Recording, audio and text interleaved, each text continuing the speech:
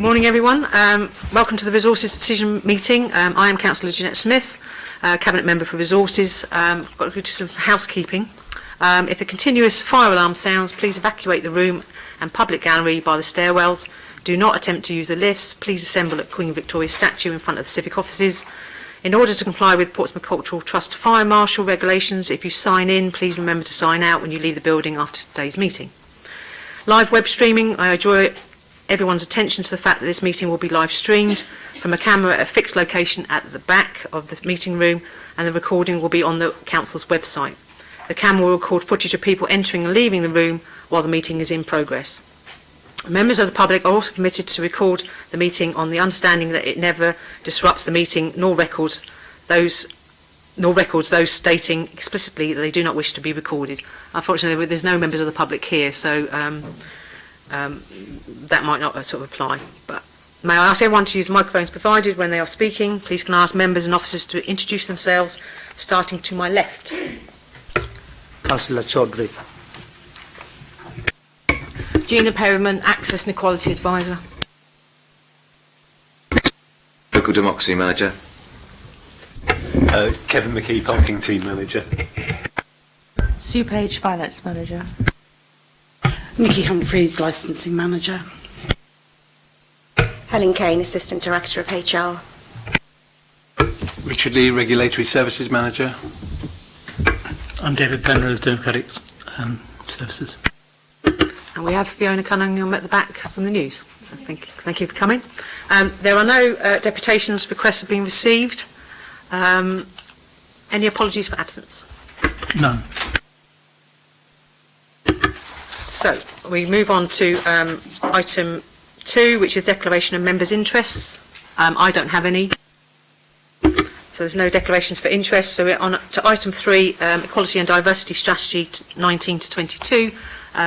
Gina, do you want to introduce the report?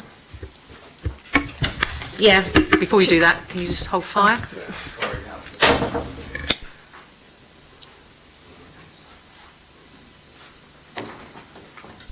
Send my serious apologies for being late. It's okay. Do you have any declarations of interest? No interest at all. Okay. Is that in total or just? Couldn't possibly comment. Okay, Gina, over to you. Councillor Smith, mic's on.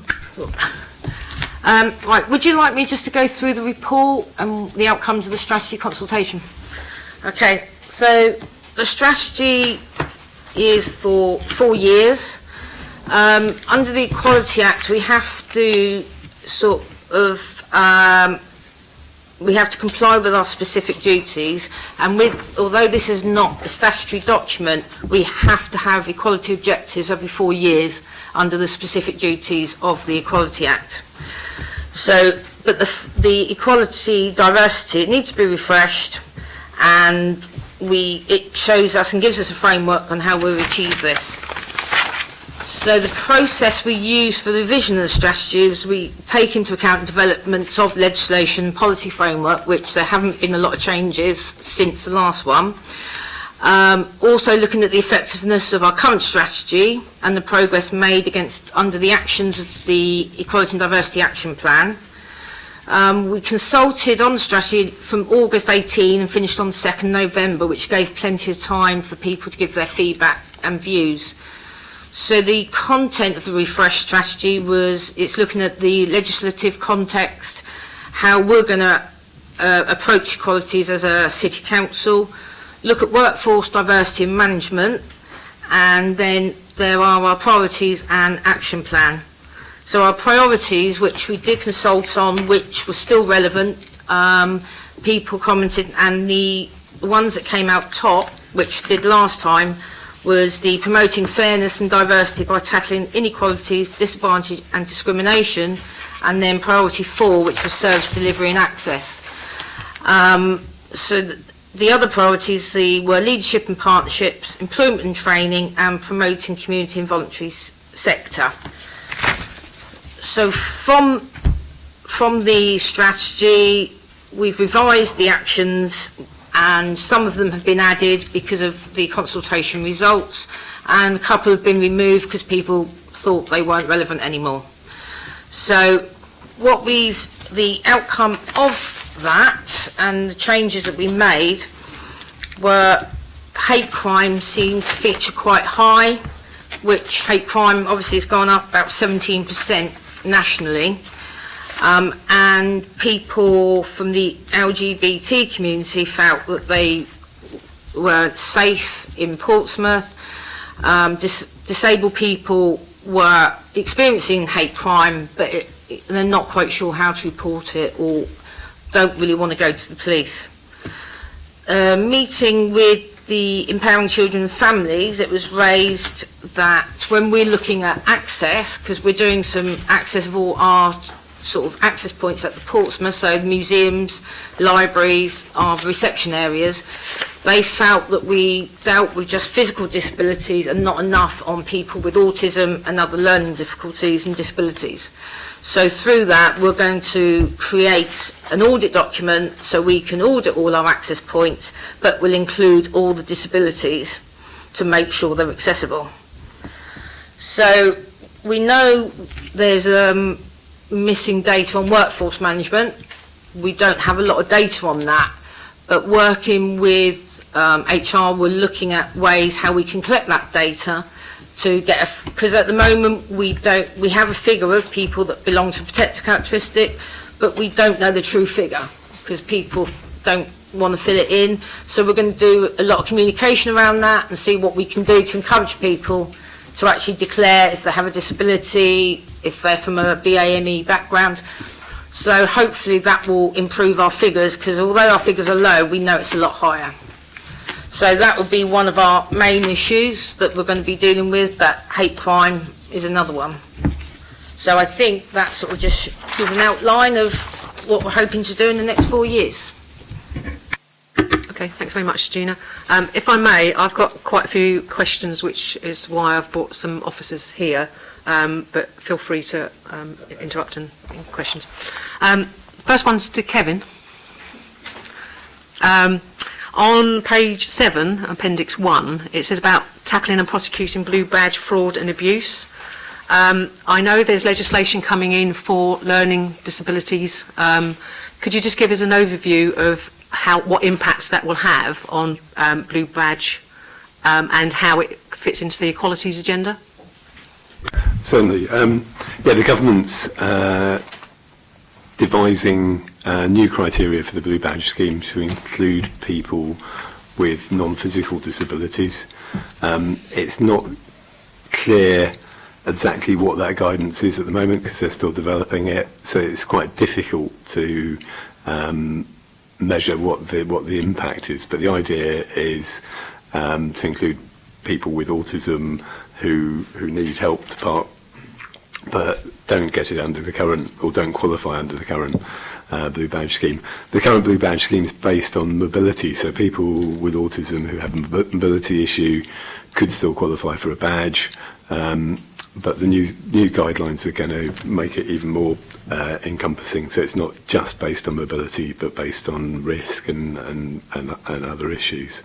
So it's quite difficult to tell at the moment how that's going to affect, but it's going to increase the number of badges and also obviously increase the opportunity for fraud, which is one of the things that we're tackling. The report talks about 60 prosecutions in the period of the... we also do a lot more work than that in terms of detecting blue badge fraud and retaining badges when people are found, and we retain over 100 a year blue badges when only the worst cases get prosecuted, but we're doing a lot more work behind the scenes to encourage compliance with the blue badge scheme. Do you know at the moment what criteria is going to be used for the new moving away from mobility to I think my problem with that is that going to lead to more fraud? I think more badges gives more opportunity for fraud, so I think you're right, yes. But we don't know the exact criteria, so we can't measure the the number of new badges that are likely to be issued. But I think reasonable to believe that the more badges you have out there, the more opportunity there is for fraud. Gina? Just add on that, at the moment the criteria is around moving around under the PIP DLA, but what they're looking at is about planning a journey. So at the moment, if you've got 12 points for moving around because of mobility, you'll get a blue badge.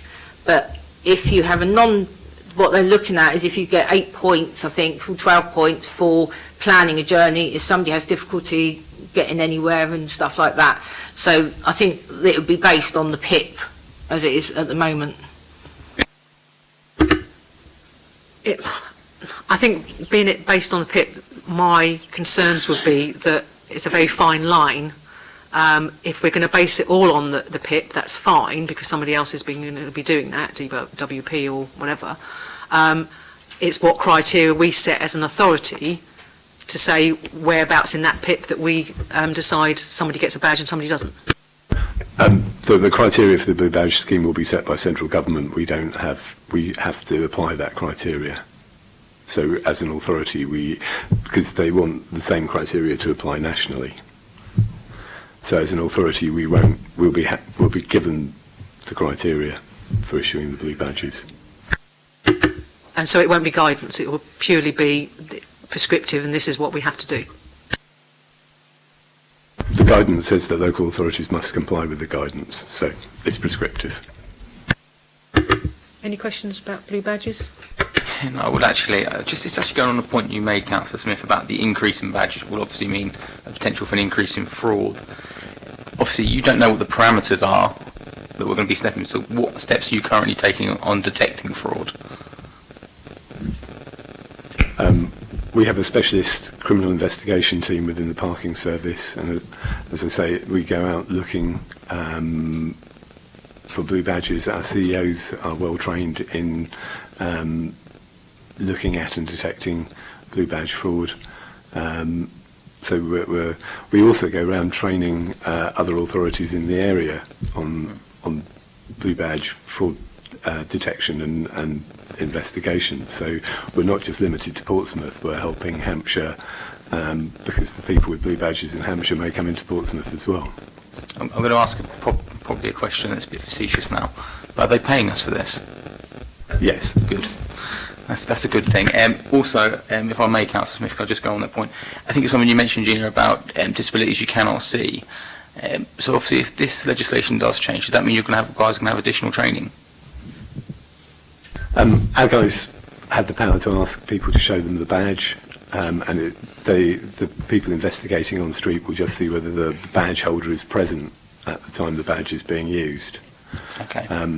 Often we have altered badges, people using badges of people who've deceased, as well as fraudulently made badges. So it's not the frontline investigation isn't to assess somebody's condition, it's to assess who's in the vehicle against the badge. On blue badge fraud, are you indicating, do you feel there's going to be a year-on-year increase with prosecutions? Does that look more likely? Is that the trend that you're getting at the moment? Because that's what the trend seems like to me, that the more badges we're going to have, the fraud's going to increase. Yes, I would expect the level of fraud to go up with the increase in badges. Okay, does this mean we need more enforcement officers on the ground to detect this, or are you quite happy with the amount we have? I think we need to see what the criteria wind up being and then make a decision on that. I mean, it depends how much it increases the amount of badges by. Okay, I'm happy with that. I'll put back to Councillor. Thank you, Councillor Smith. Yes, this is one of the things. It is help for the disabled peoples, which is very important. But other hand, we have to check properly according to government set guideline. So there is not obtaining by the fraud, not using by the frauds. Okay, thank you. I'm now going to sort of move on to the actual strategy itself, and it's page 47, so it's Helen, HR. My first question is, we've had problems for many, many years getting workforce data, especially in disabilities and equalities area. So what improvements have we made on that, if any, and how are we going to do that in the future? I think I'd come back to a point that Gina made at the start in the introduction to the paper. One of the things that we need to do as an organisation is remind staff of the ability to be able to declare and disclose their data. There is an easy way of doing it through our EBS system. A lot of people are unaware that they can do that and declare their details, their personal details themselves. So we will do a communication campaign around showing staff how to disclose their data. I think the important thing that we need to do is to establish our baseline, our starting point. It's, as Gina said, there is a considerable amount of missing data, so it's very difficult to know where we're starting from. And if part of the strategy is around understanding what our barriers are to providing equality and diversity in the organisation, we need to understand that starting point. The second point I'd probably like to make is we also need to tell staff what we're doing with their data. So if we're asking people to declare, they'll want to understand why we want them to declare and what we're going to do with that data. And the communication around that, I think, is going to be key. And as I said, it's about understanding our start point. Are there any barriers to employment? What is it that we can do to address those barriers? So the answer to the question is we haven't done an enormous amount, I don't think, as an organisation to encourage staff to declare their personal data. I think there's an opportunity for us now to do that and to look at what actions we need to take to address what information that provides us with. I am concerned that so many years on, we're still battling with this, and the main thing we're battling with is the fear of reporting, and employees don't feel secure that they're reporting. And bearing in mind that ethnicity pay reporting is coming in April, we're going to fall well short of trying to report that. So what measures are happening within services to combat people's fears?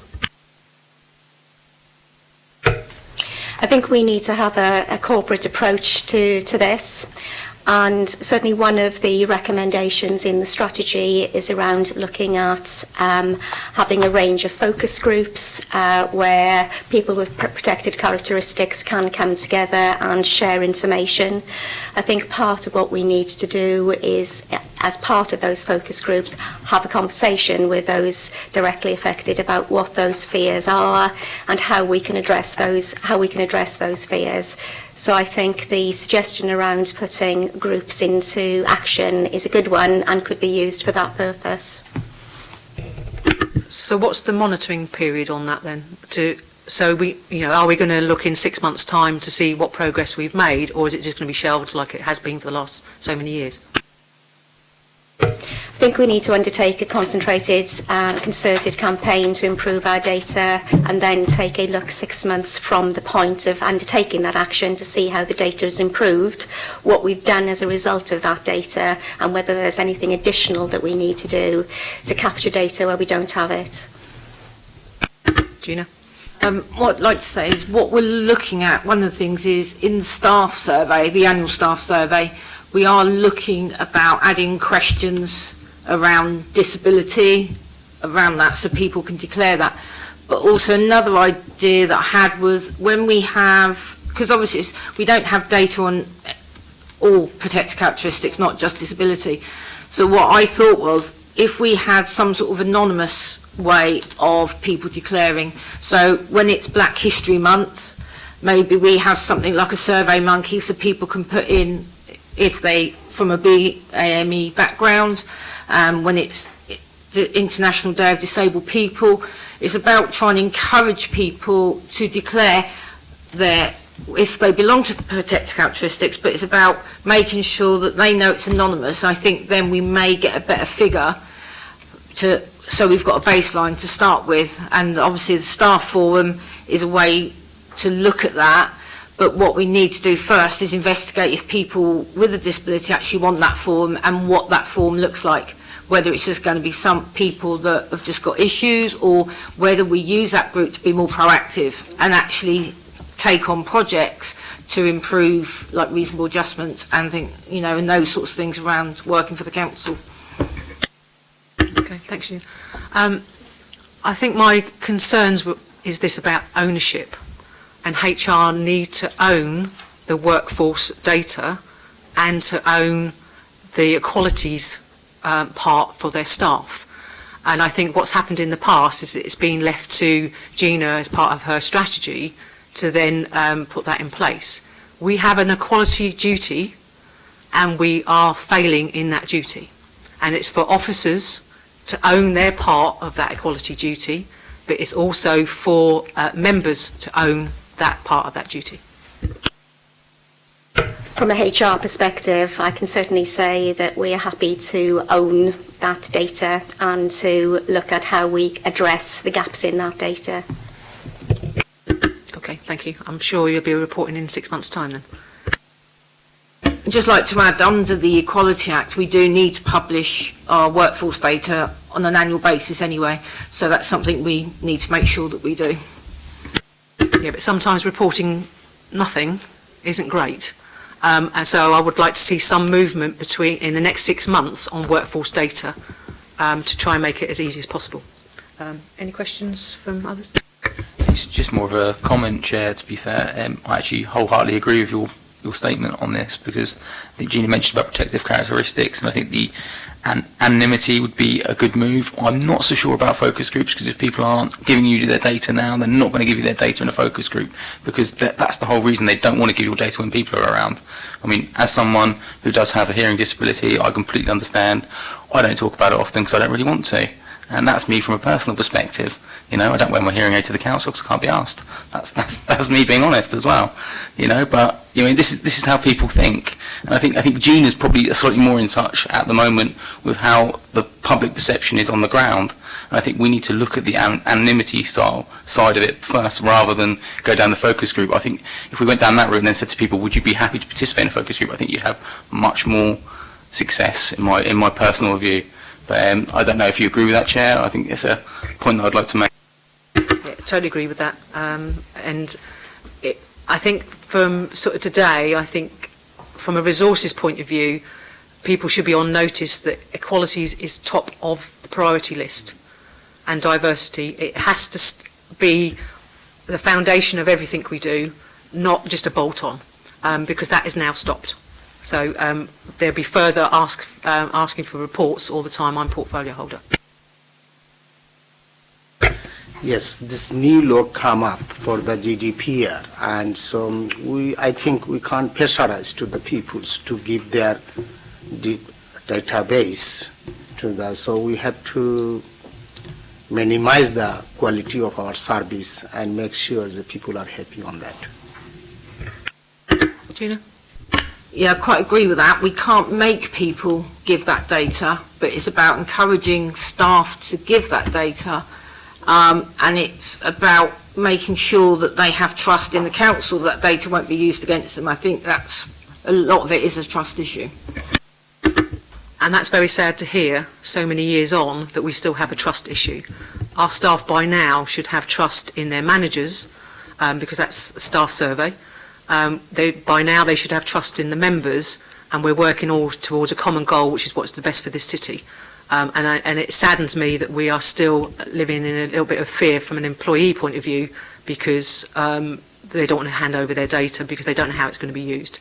And that's a failing of HR, it's a failing of other managers who have not addressed this issue.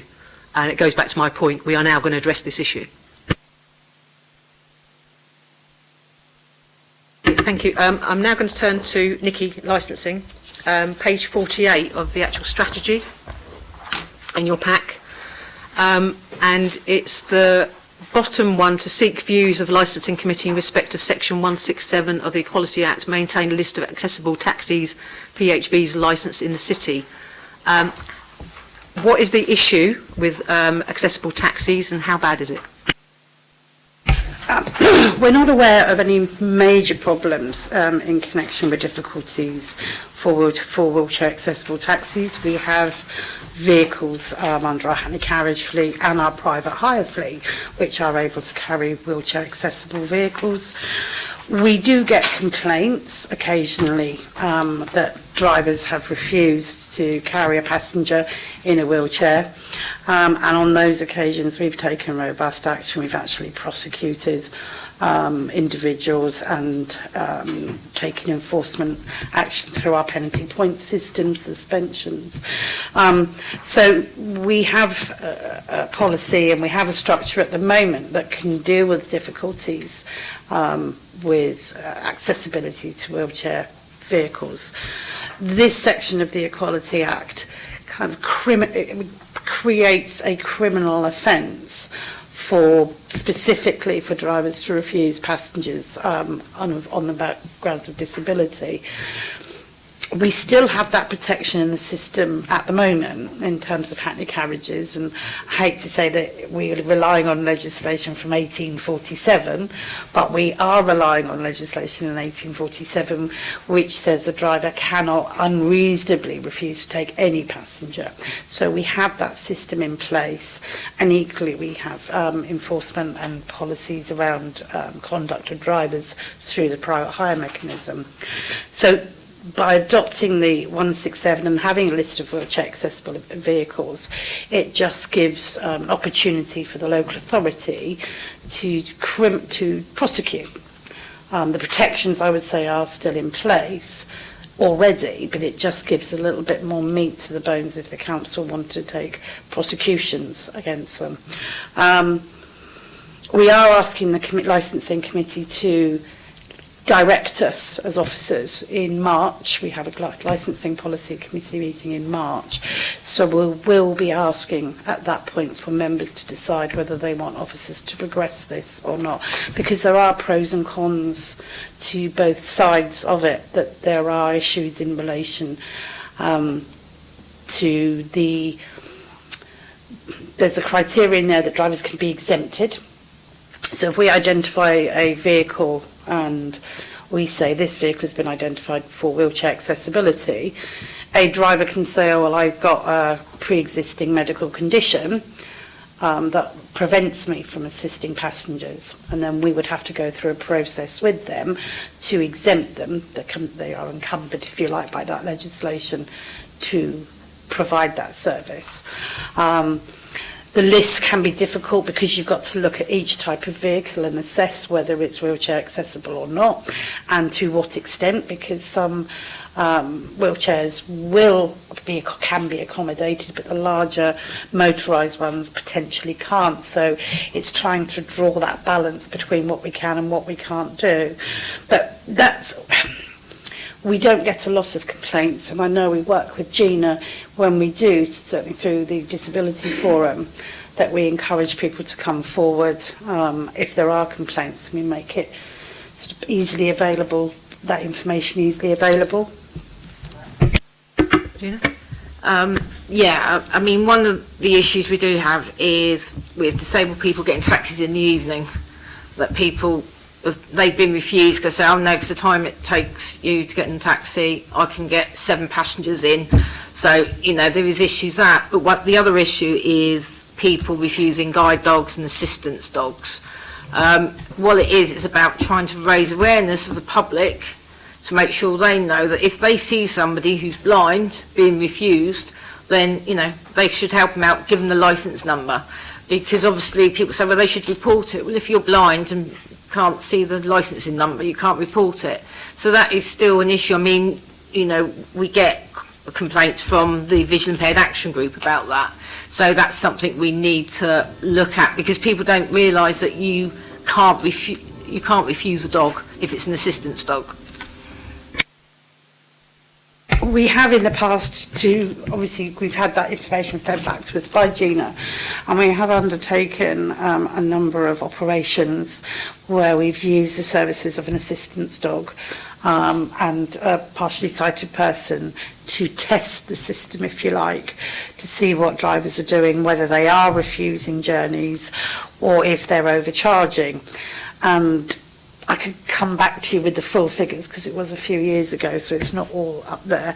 But in overall terms, the results were good. There were a couple of people that were overcharged, but I can't say specifically that that was because they were visually impaired that they were overcharged, or that's just a problem in the city generally for everybody. But we do undertake those sort of operations on a regular basis. Okay, thank you. I think my concern is an awareness campaign about an unlawful act of refusing guide and assistant dogs in taxis. For me, it needs more than an awareness campaign. It's a real slapdown that shouldn't be happening in 2019, basically. And it would be interesting to do that exercise again of the secret shopper or whatever, to see if the problem still exists and the complaints that we come through sometimes about evening and is that there are some taxis out there that are, scrupulously playing on people with a disability and refusing them in a taxi. It's interesting that Councillor Peter Harris is here on licensing, so I don't know whether you want to comment on that. Funny you say that, I was going to comment on that. I've got a licensing committee this afternoon as well. While I've been out with the licensing team, Nikki, a few times now and been on their visits, and they are very much to the policy. I've got the policy in front of me. So, obviously, at the moment, there are no proposals to insist on fully wheelchair accessible fleet in Portsmouth. I assume that is going to be the same moving forward because, obviously, we have a mixed fleet. Is that going to be the case? Can you confirm or deny? I mean, certainly when we've looked at the makeup of the fleet, when you've looked as a licensing committee at whether there's demand for Hackney carriages, there seems to be a general level of support for a two-tier system because some people with disability issues actually find it easier to travel in a saloon-type vehicle than in a wheelchair accessible vehicle. So we've kind of kept that going based on the feedback that we've had. So unless that feedback changes drastically, we would say, two tiers still. Because I remember at the last big policy meeting, there was a bone of contention about side loading and rear loading. I don't know if you remember. So it was something that was actually on the trade's mind, which was actually quite refreshing to actually see the trade were really taking it into consideration. And I actually had a conversation with two taxi drivers last week about this, and and they were very positive about people with wheelchairs and helping them get in the vehicle, and they were telling me some of the stories they get told. So it was quite a positive thing from that point of view.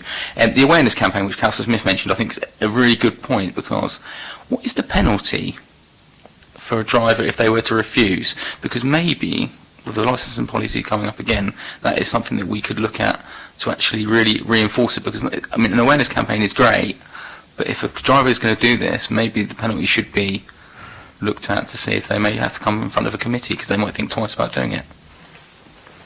Absolutely, the financial penalty is inscribed within the legislation. And I don't know when the maximum fine could be, about £1,000 if we took them to court.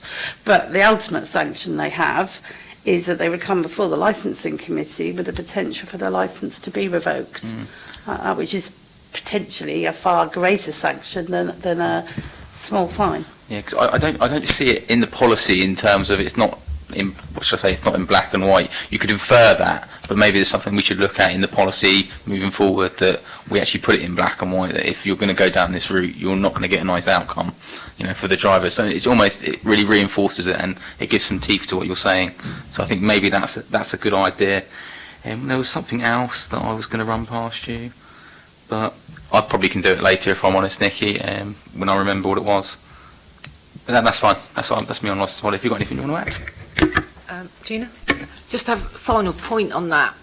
One of the issues we disabled people have if they need a wheelchair accessible taxi is actually getting them during the day when there's a school run. There's not many Hackneys or wheelchair accessible taxis during the day. So if you're trying to get to meetings and all that, sometimes it's like three-quarter hour wait because they're doing the school run. So trying to get a taxi in early morning to get to work or getting home in the evening is a bit of a nightmare. So I'm not quite sure how licensing can help or do anything about that, but that does come up quite a lot. To be honest, I don't think there's anything, and I don't think the local authority would have any powers to dictate how and when they can take bookings. I don't think it's a free market at the end of the day. If they've got work and commitments, they're going to assign. Whether we encourage more vehicles, I mean, that's probably the only way I could say if we, licence more. Councillor Chowdhury? I think this service is more important for the whole community, for the taxi driver and for the staff as well. But other hand, we have to think both sides. Some people that, yes, I am disabled, I like to use the saloon car. But driver have to think about the safety. If can be happen, then it's going to the driver as well. So only way we can improve this service to request to the taxi firm that they can increase the disabled car, this which is the possibility to mobilize the cars. So because saloon car sometimes is problem for the disabled. Can be happen accident, then it goes to the driver. So we have to think for the both side. People come to do the business. They like to make the money. They like to earn the money. This is also their liability for their family, for their car, for their insurance, everything. So we have to think for the both side. That's all. Thank you. Just actually, I'd like to add a couple of points that Gina made about hackneys. The problem we've got with the hackneys are that if we were to deregulate the hackneys and take them, that everyone can have a hackney, we'd have mayhem on the streets with taxi drivers going crazy. I don't think that would be a good move. But the also issue we have as well is that just from reading the licensing report is a lot of disabled users will phone ahead for a private hire. And I think maybe we should speak to the private hire operators and say to them, can you just actually do something and come and engage with us a bit more, and we can push this service out, because maybe the community do not realise that Aqua have quite a significant fleet, for example, on the private hire circuit, so maybe we could look at that as well. I think that's a good point. And I think it was also about age of vehicles. I think that's something we can look at in licensing policy for obviously drivers that are obviously with disabled vehicles and for wheelchair access. We can actually look at the age of vehicles again, because I think that is something that has cropped up, because obviously the amount of money they spend on a vehicle and they've got to keep it for a certain amount of time, where actually if we actually extended that, they might actually invest a bit more money and get a better car. We certainly are going to address that issue with your members in committee in March as regards age of vehicles. The reason I asked is so I could let you get your plug in. Plugs, eh? We must be in election mode. Okay. Last thing from me is about equality impact assessments. Now, these have always been seen as a bolt-on by managers when they're bringing reports to committees, and there have been times when reports have come and there should have been a full EIA with a consultation document, and there hasn't been. They will sometimes try to short circuit this process by doing a preliminary one, and that's not great either. So really it's just a statement from me that people should be on notice that any reports that go to committee or cabinet should have an EIA, and if it should be a full one, then consultation needs to be done. If it doesn't need an EIA, it needs to be explained why there is no EIA. But there has been too many reports slipped through committee with no EIAs. As I said at the beginning of this meeting, equalities and diversity strategy is at the top of what we do, and that includes EIAs, and people need to be more mindful of the services they're providing and why they're providing them and to who they're providing them for. That way we'll have better services, and the foundation of that is EIAs. And it's making sure that these are done in more of a priority order from an equalities point of view than what we're getting at the moment, which is just reports and just signed off. Can I just add, since 2016 we started a new process with equality impact assessments where every committee report, if it's needed, will have an EIA. So we don't really have an issue of them not being done. I think it's more about the quality of the impact assessments and how people try and circumvent that and so they don't have to do a full EIA. So we don't really have an issue so much that they're not done anymore, because I have to say they have improved since we've introduced that new system, but it is about the quality of EIAs, but also it's about making sure members have the correct training so they can challenge those EIAs when the decision's being made. So, I mean, that's when they need to be challenged, and, you know, members should challenge them, and then we can obviously improve the quality of them. When I say they're not completed, what I mean is that it's just a tick box exercise, and it means nothing to me when I see an EIA or no EIA on any sort of reports, and I know, because of my background, that EIA should either be a full one, not a preliminary one, and whatever, and they should start being knocked back. Whether members are trained or not, you know whether it's conforming to what service you're trying to provide and the reports, and there needs to be more careful reading of those reports. If I may, Chair, I'm just going to suggest then an idea. Maybe it would be a good idea to look at who is completing them per directorate and who isn't, so that we can actually pinpoint where there is a problem with certain directorates or there isn't. Is that possible? It's very difficult because there is no compliance issue, because if a report goes to Democratic Services, a lot of the time they will ask me and say, does this need an EIA? Or if it does need an EIA, Dem Services know that there has to be one. They go back to the report and say, have you got the EIA? And they go, oh, right. So we don't have that issue of them not being done. I think it is a lot around the quality of EIAs and not actually explaining what they're meant to be about. If I may again, Councillor Smith. So, okay, it's not the case they're not being done, but it's the quality of them.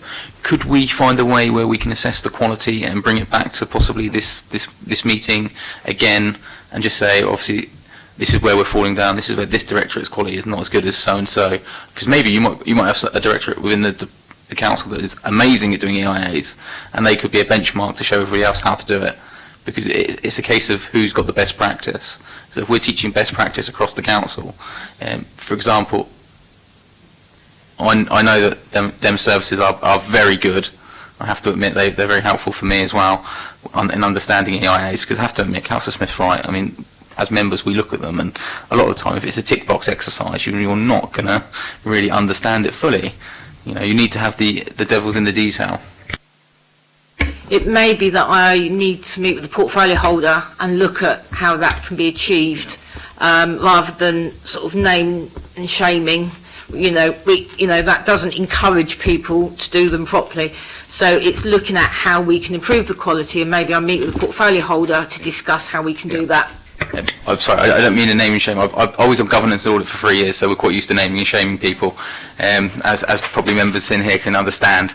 So I apologise if that's how it come across. I didn't mean it to be like that. But yeah, as long as the portfolio is happy, I'm happy. I'm always happy. I think there's two things. One, GAS needs to look at member training, because it fits there for some reason. I'm not too sure I understand why, but member training on equalities and trying to encourage more members to go on equalities training, including EIAs. And I think it is about the quality of that. And I think people for so long has just seen it as the culture within Portsmouth City Council that it is a bolt-on and tick exercise. And again, with this strategy, I think it's kick-starting that we are going to make this a number one priority and make sure that equality is at the heart of what we do. It goes back to the equality duty. I don't think we are compliant with the equality duty, and it's making sure that we are. That's not to say we're not compliant with EIAs, but we're not compliant with the whole way we look at equalities, whether it's the workforce or whether it's the community, and I think we're doing them a disservice by doing that. Yes, it is a very important section, and I believe that we need to improve much more. That's all. Any more questions? No? No. Okay. So item 3, it's recommended that we adopt the Equality and Diversity Strategy Appendix 3. Everybody okay with that? Yes? And we note the update of the Equality and Diversity Strategy from 14-17. Okay, thank you very much. If people need to sort of leave because it's not their item, you're welcome to stay for the further items, but I'm sure you've got other things to do. So thank you very much.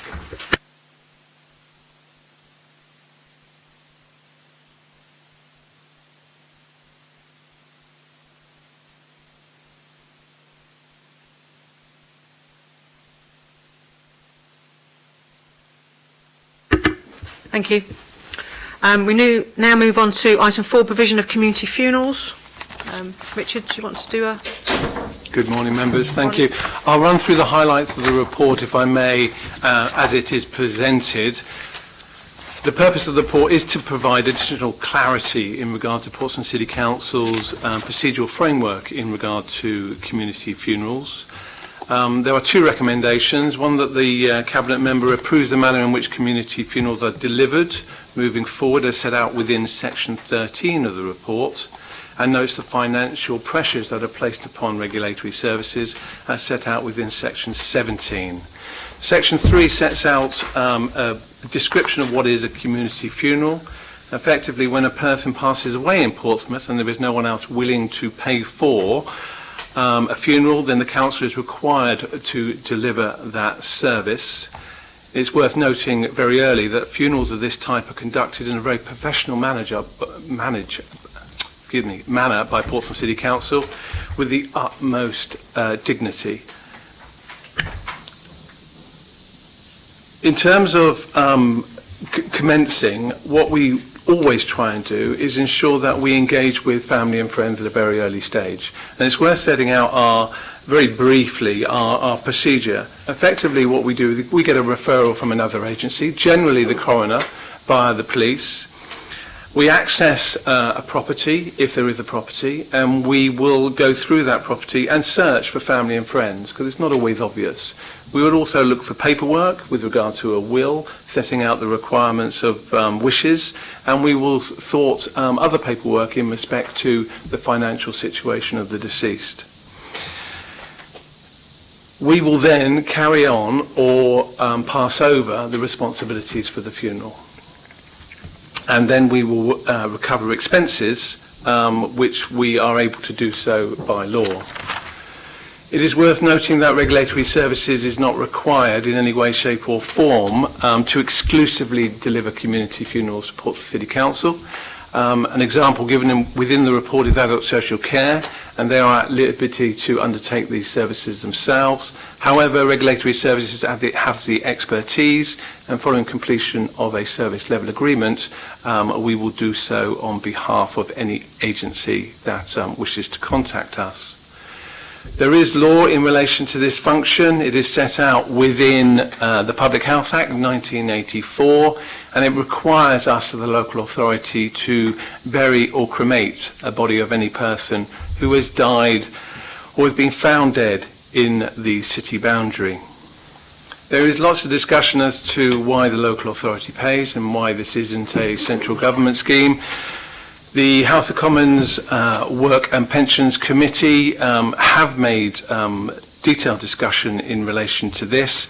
There is a social fund, it is means tested, and the maximum award for funerals is around £700, and that figure has not increased since 2003. So what do we need to provide in terms of a community funeral? The House of Commons, again, their Pensions Committee in 2016 noted that there is no set standard for a community funeral. The demand in Portsmouth for these services has increased dramatically in the last 8 years, as set out within Table 1, Section 7. This is as a result of a growing number of relatives and family members not being prepared or indeed able to accept responsibility for the funeral. Where we have had these discussions with family members, we sensitively explain that we will be willing to take over the responsibility as per the legislation, but in doing so we will determine the arrangements of that funeral. As I say, the numbers are set out within Table 1. You'll see in 2010-11 the number of funerals delivered was 20, and in 17-18 the number was 56, and we're expecting an increase at the end of this financial year. The cost of delivering community funerals are set out in section 8. The cost of a single funeral is in the region of £1,182. They do vary slightly depending on the needs of the deceased, and it confirms in section 8.2 that we can claim back those costs when there is an estate allowing us to do so. Question 9 asks a question really, section 9 asks a question with regard to is funeral poverty increasing demand for community funerals? I make reference to the Sun Life cost of dying report in 2018, which says that the average cost of a funeral is £4,271, which is a jump of 4.7% over 2017, and is an increase of 122% since 2004. What do we do in terms of cremation or burial? Currently, we only bury the deceased. There is a little information as to what some other local authorities do, but there has been some research. In 2010, there was a report that 76% of funerals carried out by local authorities were indeed cremations. And a quick search of what Southampton do, our near neighbour, they confirm on their website that they will cremate unless there is information to suggest that that would not be in the wishes of the deceased. Section 11, this is an issue that comes up time and time again, and it's the use of partners or other agencies to find relatives. The law is very clear that there is no statutory duty on Portsmouth City Council, so no duty or obligation to seek or locate relatives of the deceased person through a probate researcher. We've done our own research, and we've considered the government legal department, and PCC's assessment is that the use of such agents is problematic and should not be instructed. In claiming the estates, again we will follow the government legal department advice. People can claim residual estates held by Portsmouth City Council, but evidence must be provided, and Portsmouth City Council would admit the first fully documented claim. There are frequently many claims. Section 13 sets out how we will deliver community funerals in the future. I won't run through all the points, just the highlights. Of course, the Council is mindful that a community funeral should be the last resort. And as such, all reasonable inquiries should be made of remaining relatives and families with regard to them delivering the funeral. The Council therefore endorses the fact that where we know of family members, we should contact them, perhaps in writing, requesting the following information. These are quite difficult questions because obviously it's a very sensitive subject, but asking why they are unwilling or unable to undertake the funeral themselves, inquiring about their financial position, and of course to find out if there are religious beliefs which pertain to the deceased, and if we do carry out the funeral, that we will, where possible, facilitate these. Unless it is known that our chosen method would be contrary to the deceased wishes, the Council will decide whether the person should be buried or cremated. In deciding which method, we will ensure that we meet any legal requirements, consider the verified religious beliefs of the deceased, if they exist, and when I say that, we are looking for documentation. We are not looking for information from the family which cannot be corroborated, but we will take all information on board. Other areas which may have a bearing on whether we cremate or bury will be cemetery space and availability and the costs incurred. We will, of course, provide a dignified funeral with everything that you will expect from that service, which includes a minister of the religion or a religious representative in order to carry out a simple graveside service. The council have appointed, through a procurement process, a funeral director, which will deliver the dignified processes. Section 13.12 reiterates the fact that we will, where appropriate and where funds are available, ensure that there is a full cost recovery mechanism in place, and that we will add an administration charge to delivering this service. In terms of procedural compliance, in 2016-17, Portsmouth City Council internal audit carried out an audit plan of the service, and the audit service gave reasonable assurance that community funeral process was of low risk to the authority in terms of complying with the law and what is necessary. Section 15 sets out the equality impact assessments, and we have concluded that there is a potential for a community funeral to offend religion or beliefs of the deceased. The beliefs of the deceased are not always known, however, but where viable evidence of a cremation exists, for example, in a will or written documentation, this will be respected and the community funeral will involve cremation. This is a step change from what we're currently doing, as we only bury the deceased, and that is, we've checked our records and we can't recall a single cremation that Portsmouth City Council has delivered. The legal implications are set out within Section 16. Just to confirm, we have a statutory obligation to deliver this service, confirmation that we can legally implement cost recovery, and of course that we can take funds from the deceased individual. Section 16.5 confirms even further that funeral expenses are the first call on any estate, and the council can reclaim its expenses if there are any other assets in the deceased estate. For example, there may be belongings of value, may be vehicles of value, and we have an ability to sell those belongings to recover costs. And Section 16.6 confirms our powers of entry to enter properties belonging to the deceased. The financial comments are set out within Section 17. Section 17.1 confirms that there is significant concern that the increasing demand for community funerals will further increase the financial pressures placed upon regulatory services. Currently, we have 0.6 FTE to deliver this function.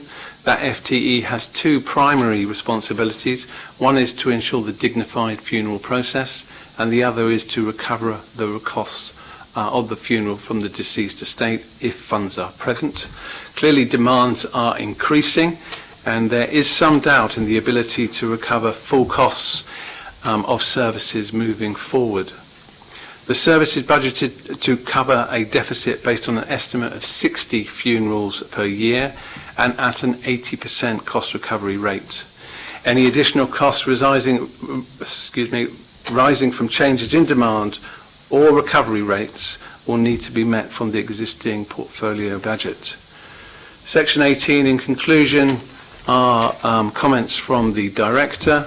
And in summary, there are a number of interrelated factors driving up demand for and associated costs with recovering the council's expenditures for community funerals.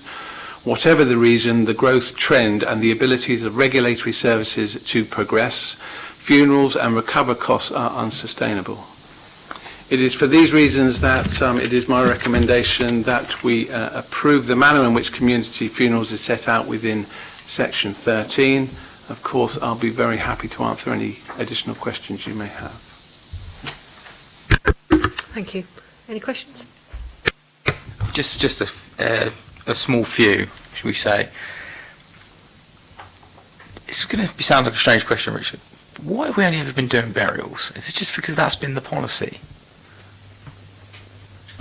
That's correct. There have been some concerns in regard to when we bury an individual,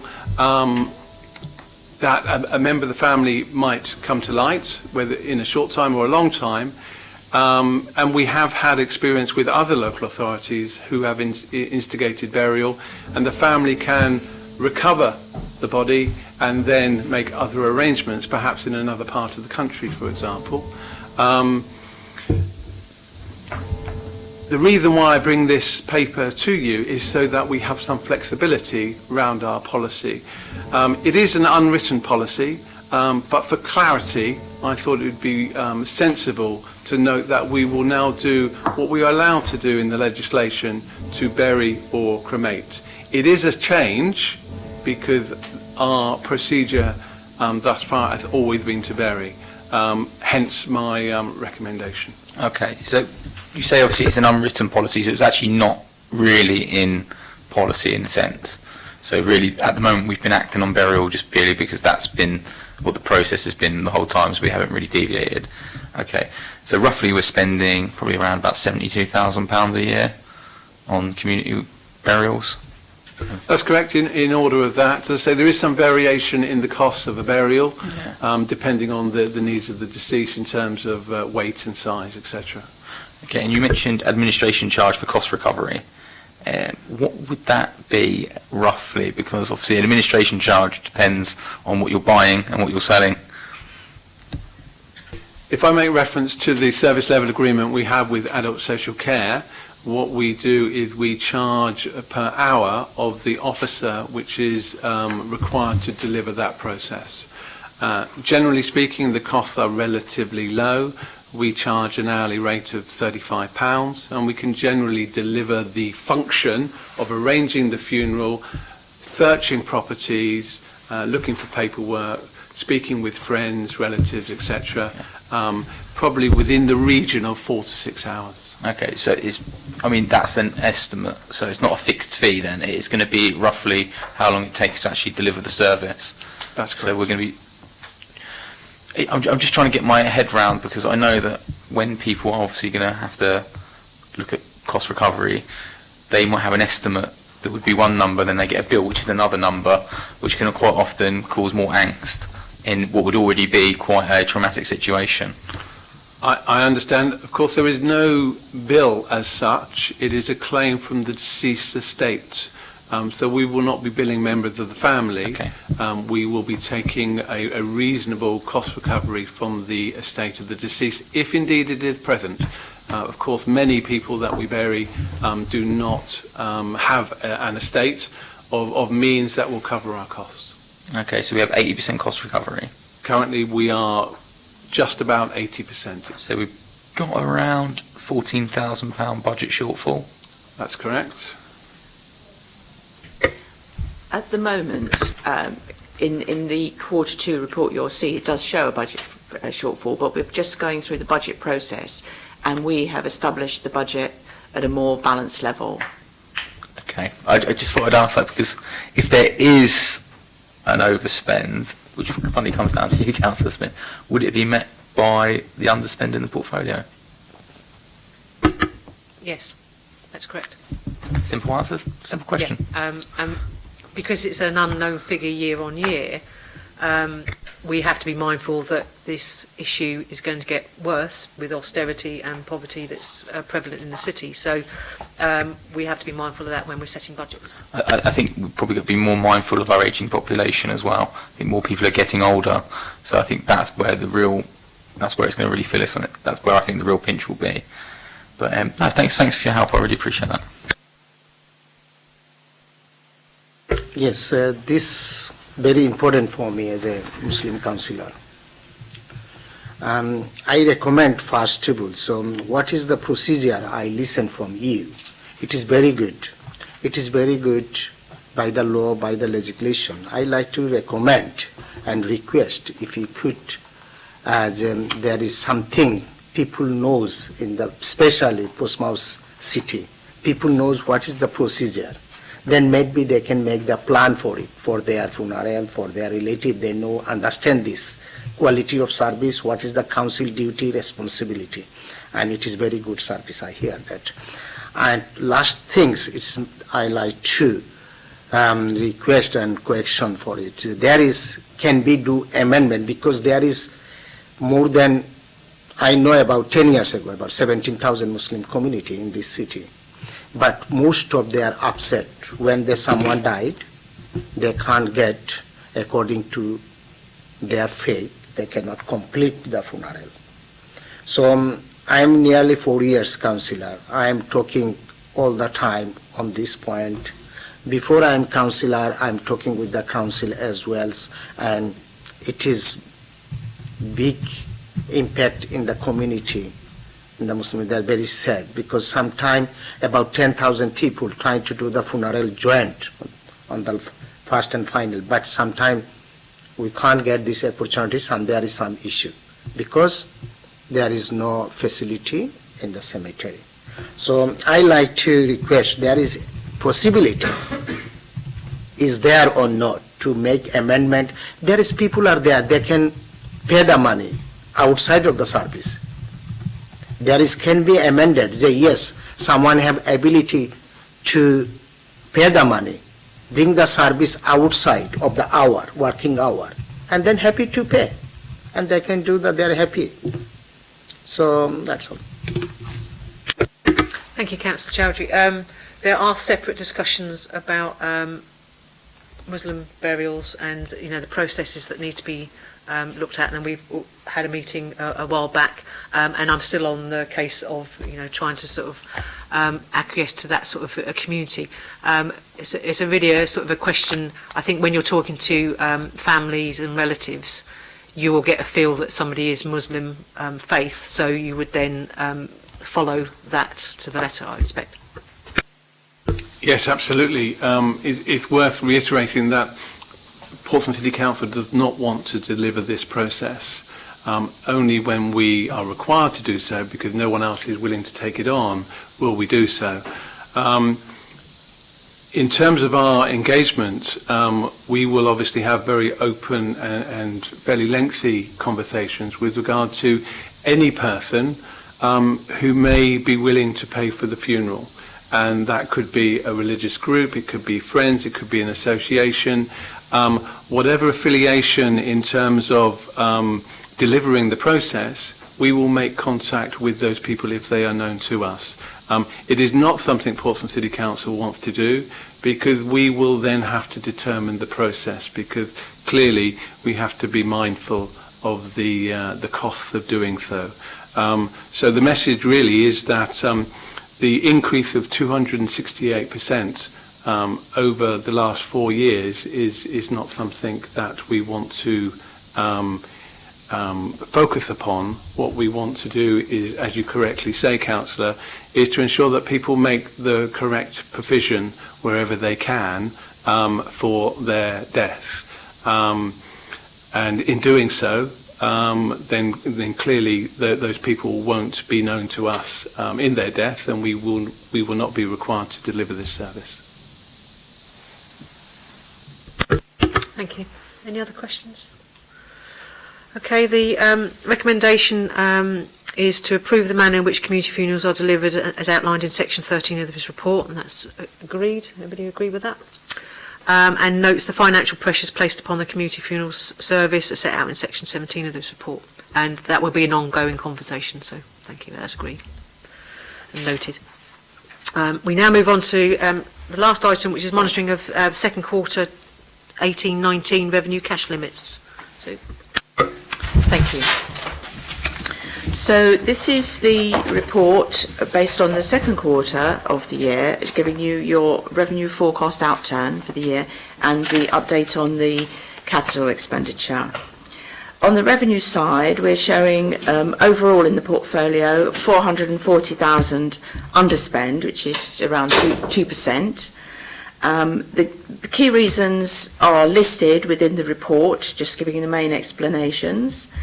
As you know, at the end of the year, any underspend on the portfolio will go into the portfolio reserve for the portfolio to manage the future pressures, etc.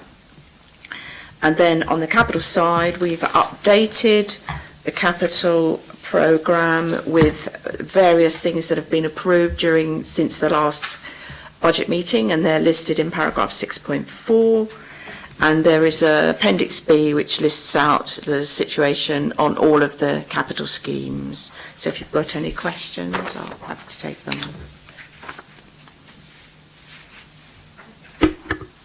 Turn your mic off. Any questions? It's just a couple of questions. Obviously, I see this internal audit, obviously, again, showing a £20,000 increase in services. Obviously, that's a really successful point, actually, and those guys are actually doing a really great job. So just want to make a note of that. IT software licenses overspend by £85,000. I think this is something that is almost endemic in the council for some reason. This has been going on for a long time, where software licenses, I think we need to look at that again. Personally, I think it would be good if the cabinet member would actually look at the IT provision in possibly another meeting, because I think it probably needs a separate meeting on its own, because I think there's a lot of money we spend in IT that could be looked at. Do you want to come in on that? I'm quite happy for you. What I'd like to do is a cross-party review of IT, because many questions are raised at Governance and Audit Committee, and there's lots of accusations thrown about the IT service, which is not helpful, and I think it does need a complete review, but I don't think it needs a complete review just on me. I think as a resources committee, if we could set up a meeting to sort of look at that, because we can then pull experiences and across this sort of sector and look at not specifically licences, but the whole of an IT provision. Yeah, I think you're right, actually, Councillor Smith. And there's certainly a member of my group that would love to look into IT provision. Councillor Lyon is talking about it quite often every time I see him, to be honest. And now he's probably, I think that's the one you're alluding to on governance and audit more than anything. So I think that would be a good idea for a cross-party looking into what we're spending on, why we're spending it, because I think you're right. I think there are a lot of accusations that do get thrown around IT, and I think it's because we don't actually understand fully why we're spending that money on it. And I think if we come to that sort of table with an open mind, it will be a more balanced view rather than sort of a closed mind about IT services and local government. So we'll set that up. Yeah, no, I think that's a very good point, actually. I don't usually laugh, but yeah, you've actually made a really good point, because I think it is a closed mind. I think we have to look at this very much, especially with cloud-based technology now, that what we've moved to, which I think is a good idea. I think I mentioned this before about rent rebates and high risk indicators. I think we had that conversation about the report, but it's fine. I understand why it's there. I just think members of the public, if they ever do read these reports, might not understand why it's there. But yeah, I mean, I know what it is. It's about payback, and obviously it is a high risk indicator for cash flow and all sorts. But I get that. But maybe just for future reference, it might be easier just for people that if they were to read these reports. Yes, we need to modernize. There is no any money in modernized sections. Look like zero, and some on the top is look like a malicious expenses, quite high. Can I have a details for that? Because there is no explanation of. Very hard to get the explanation as well. Okay, under the miscellaneous expenses, I haven't got the detail with me, but it will include such things as there is the trade union support, there is the payment to Push, the subscription to Push, if you like, organisation, feasibility studies, and there's a range of sort of smaller budgets that make up that sum. So I can provide you with a breakdown at another point. I can send it to you. If you can provide it to the whole committee, that would be great. Yep.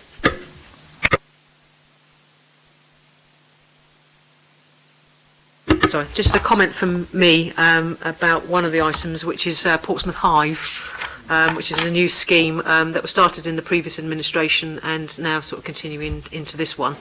And the money is for the remedial works to the Central Library, and I would encourage everybody to go over there, because actually it's an excellent place for almost like a volunteer sector hub, and becoming a sort of a one-stop shop for information.